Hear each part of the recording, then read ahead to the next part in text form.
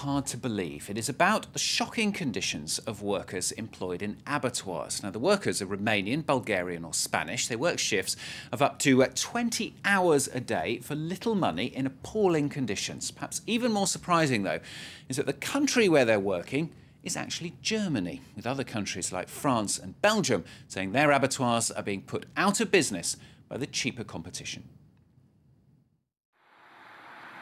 The quiet rural region of Oldenburg is at the heart of the German meat industry. Here it's hard to imagine the reality of the freezing abattoirs and meat factories nearby. The lawyer, Johannes BRINKUS, is our guide. And these are the workers no one usually gets to meet. They're Spanish and they work in a factory packing meat in dire conditions. They live in this house on the company land. They haven't been paid a penny since September and they told us they'd run out of food. This is their pay slip for September, €546 before tax. They actually get 434. This is modern slavery. The company promises to pay them the money but doesn't, and now they're asking them to sign a document where they renounce their rights. All the while they're living in a house which belongs to the company and the rent is deducted from their salary.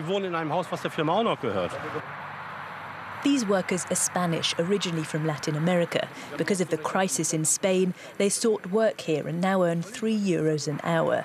They're not directly employed by this German company, but by a subcontractor, a specialist in the sector, hiring foreign workers for rock-bottom wages. Our working conditions are catastrophic.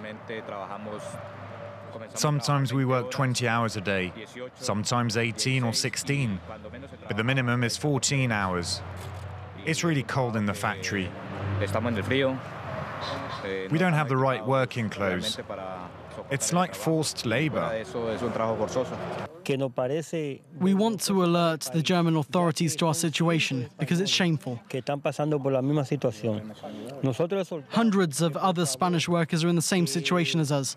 Things like this shouldn't be allowed to happen. It's shameful for Germany.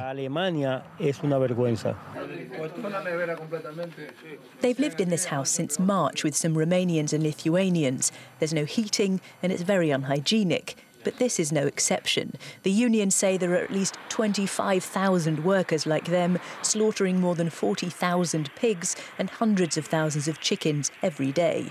In the abattoirs, they do the bulk of the work. It's hard to get access to the factories. One of the workers filmed these images. This is how the German meat industry has managed to keep production costs low and beat competition across the European market. If you do the maths, the price for slaughtering a pig is a little more than €1, says Matthias Brummer from the Food Workers Union. Because of the rock-bottom wages we've seen over the last 15-20 years in Germany, the European meat industry has crumbled. We've got to the point where certain Eastern countries are completely dependent on German meat imports.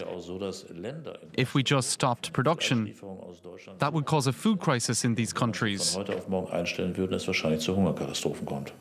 Under pressure, the future German government has promised to introduce a minimum wage. For months now, the regional trade unions have been trying to get the meat industry on board, without success. The company Danish Crown, one of the big names in the industry, gave us a telephone interview and told us they pay proper wages. And it's a couple of black sheep who are the problem makers. We've been working for minimum wages for more than 2 years. The politicians claim that we are not running proper business and so on. And for that reason, we say that, OK, let's have a minimum wage, let's clear all these topics. But on the ground, there's little sign of change. Paul SANDMAN has met hundreds of Romanian, Bulgarian and Lithuanian workers in his community centre. He now knows the system inside out, and he says the minimum wage won't solve everything. Will the company stick to the new rules? It all depends on that. What if someone in an office decides one of their workers has only done 140 hours, not 180, and that the worker cannot prove that? A minimum wage is no help. The new rules will be completely useless unless checks are put in place so that they are properly adhered to. It will probably take years before there are any real changes, but Raphael and his colleagues may not have to wait. We spoke to the managers of the factory for this report, and they promised to switch their subcontractor and improve their work and living conditions. An amazing tale, though, for today's focus here on France 24.